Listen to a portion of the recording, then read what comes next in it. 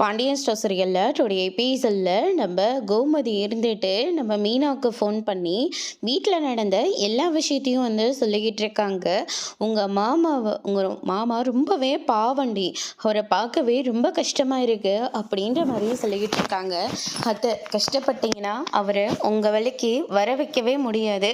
உங்களை அவர் எவ்வளோ தூரம் கஷ்டப்படுத்தியிருப்பாரு, இனிமேலாச்சும் அவங்கள உங்கள் வேலைக்கு வர விட பாருங்க அப்படின்ற மாதிரி சொல்லிக்கிட்டு இருக்காங்க. ஆமாண்டி, நானும் எவ்வளோ நேரம் கெஞ்சிட்டு இருப்பேன்.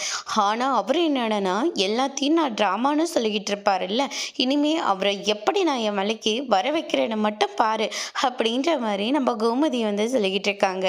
மீனா பேசுகிற எல்லாத்தையுமே செந்தில் ஒரு பக்கமும், கோமதி பேசுகிற எல்லாத்தையுமே ராஜி ஒரு பக்கமும் கேட்டுக்கிட்டு இருக்காங்க.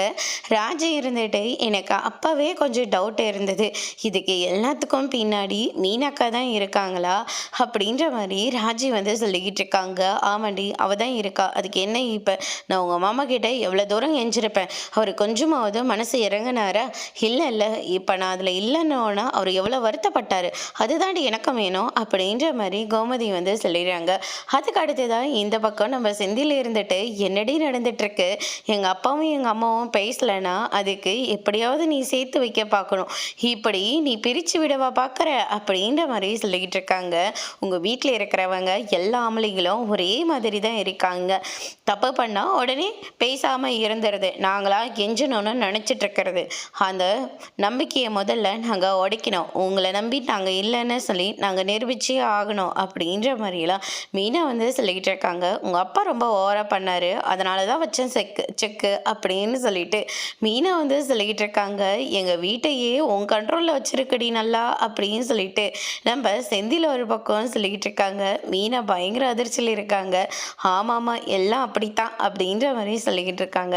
அதுக்கு அடுத்ததாக நம்ம குமரவேல இருந்துட்டு அரசி வெளியே நின்று படிச்சுட்டு இருக்கிற போது அரசின்னு சொல்லி கூப்பிடுறாங்க. ஆனால் ராஜி இருந்துட்டு இவன் என்ன பண்ணிட்டு இருக்கான், இங்கே அரசி வேற வெளியே இருக்கா, அரசிமா வா உள்ளே போகலாம் அப்படின்னு சொல்லிட்டு உள்ளே கூட்டிகிட்டு போகிறாங்க. அதுக்கு அடுத்ததாக குமரவேலி இருந்துட்டு அரசி கோர்ட்டில் போயிட்டு இவன் செஞ்சது தப்பு தான், அதுக்காக தண்டனையை இவன் குடும்பத்துக்கு நம்ம கொடுக்கக்கூடாது, அதனால் இந்த கேஸை நான் வாபஸ் வாங்கிக்கிறேன் அப்படின்னு சொல்லிட்டு அரசி கேஸை வாபஸ் வாங்கினது. இப்படி எல்லாத்தையும் யோசிச்சு பார்த்து ரொம்பவே ஃபீல் பண்ணிட்டு இருக்காங்க. அம்மாச்சி வராங்க. என்னடா ஆச்சு, அழுகுறியா, பழி வாங்குறேன்னு சொல்லிட்டு அரசியை நான் ரொம்பவே கொடுமை பண்ணிட்டேன், கையில் கிடைச்ச பொக்கிஷத்தை நழுவ விட்டுட்டேனே அப்படின்னு சொல்லிட்டு ரொம்பவே வருத்தப்பட்டுட்டு இருக்காங்க. அன்னைக்கு உங்கள் அப்பா பேசுகிற போது நின்று வேடிக்கை தானே பார்த்துக்கிட்டு இருந்தேன், அன்னைக்கு எனக்கு மரமண்டைக்கு எதுவுமே தோணலை அப்பத்தா, ஆனால் இப்போ தான் எல்லாமே தோணுது. நான் அரசியை ரொம்பவே நேசிக்கிறேன், அரசி எனக்கு வேணும், இப்போ நடத்துகிற கல்யாணத்தில் எனக்கு கொஞ்சம் கூட விருப்பமே இல்லை, எப்படியாவது இந்த கல்யாணம் நின்றுட்டு அரசி எனக்கு கல்யாணம் பண்ணி வச்சிட மாட்டாங்களான்னு சொல்லி நான் தவிச்சிட்ருக்கேன் அப்பத்தா அப்படின்னு சொல்லிட்டு நம்ம குமரவேல் சொல்லிக்கிட்டு இருக்கா. அப்படி அதுக்கு அடுத்தது அப்பத்தா இருந்துட்டு இப்போ வருத்தப்பட்டு என்னடா பிரயோஜனம், அரசியை நான் ரொம்பவே கொடுமை பண்ணிட்டேன்.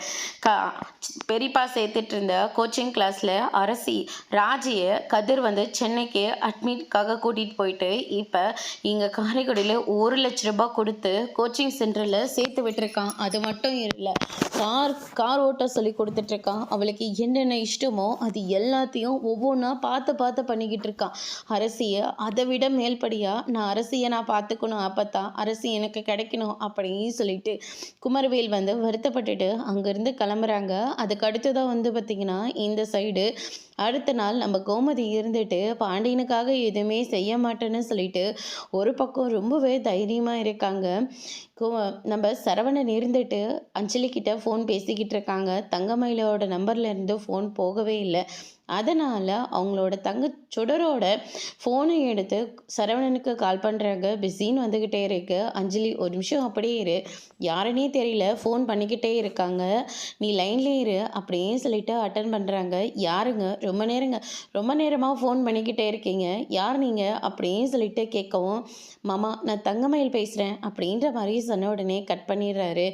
என்ன இது, இவர் இந்நேரத்துக்கு யார்கிட்ட பேசிக்கிட்டு இருக்காரு, ஒருவேளை நண்பர்கள்கிட்ட பேசிகிட்டு இருப்பாங்களோ, இவ்வளோ நேரத்துக்கெல்லாம் அவங்க கிட்டலாம் இவர் பேசவே மாட்டாரே, அப்போ வேறு யார்கிட்ட இவர் பேசிகிட்டு இருப்பாரு அப்படின்னு சொல்லிட்டு தங்கமயில் நினைக்கவும், அதுக்கு அடுத்த நாள் பார்த்திங்கன்னா நம்ம கோமதி இருந்துட்டு ராஜி அரசி சரவணன் கிட்ட போயிட்டு உங்கள் அப்பா காஃபி கேட்பாரு, கோமதி காஃபின்னு கேட்டால் மட்டும் நான் கொண்டு போய் கொடுப்பேன்.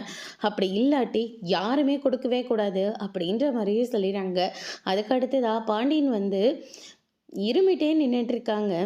அரசி அப்படின்ற மாரி சொல்றாங்க. கோமதி வந்து சைகை பண்றாங்க. ராஜி இருந்துட்டு, "மாமா காஃபி போட்டு எடுத்துட்டு வரட்டுமா?" அப்படின்னு சொல்லிட்டு கிச்சனுக்கு ஓடி போயிடுறாங்க. பின்னாடியே அரசியும் போயிடுறாங்க. "என்னடா இது போனவங்க வரவே இல்லையே!" அப்படின்னு சொல்லிட்டு சரவணன் போயிட்டு பார்க்குறாங்க. "நான் அவ்வளோ தூரம் சொல்லியும், உங்க மாமாவுக்கு காஃபி போட வந்திருக்கியா நீ?" அப்படின்ற மாரி கோமதி இருந்துட்டு ராஜிய பிடிச்சு கத்தவும், "மாமாவ பார்க்க ரொம்ப பாவமா இருக்கு அத்த" அப்படின்ற மாரி சொல்லிக்கிட்டு இருக்காங்க. சரவணன் இருந்துட்டு, "உங்க 2 பேத்துக்கு நடுவுல நாங்க தான் மாட்டிட்டு முழிச்சுக்கிட்டு இருக்கோம். நானே அப்பாவுக்கு காஃபி கொண்டு போய் குடுக்குறேன்" அப்படின்னு சொல்லிட்டு நெறைய ஜீனிய போட்டு எடுத்துட்டு போய், "இந்தாங்கப்பா காஃபின்னு" சொல்லிட்டு குடுக்குறாங்க. பாண்டியன் அத குடிச்ச உடனே, "நல்ல வேளைன்னு" சொல்லிட்டு அங்கேயே வச்சுட்டு போயிடுறாங்க. "இப்பயாச்சும் இந்த கோமதிய பத்தின அருமை உங்களுக்கு தெரியணும்" அப்படின்னு சொல்லிட்டு கோமதி ஒரு பக்கம் நினைக்கிறாங்க. அதோட இன்னைக்கான எபிசோட் முடிச்சிருக்காங்க. இனி பாண்டியன் ஸ்டோர்ல அடுத்தடுத்து என்னெல்லாம் நடக்க போகுதுன்றத வெயிட் பண்ணி பார்க்கலாம். Thank you.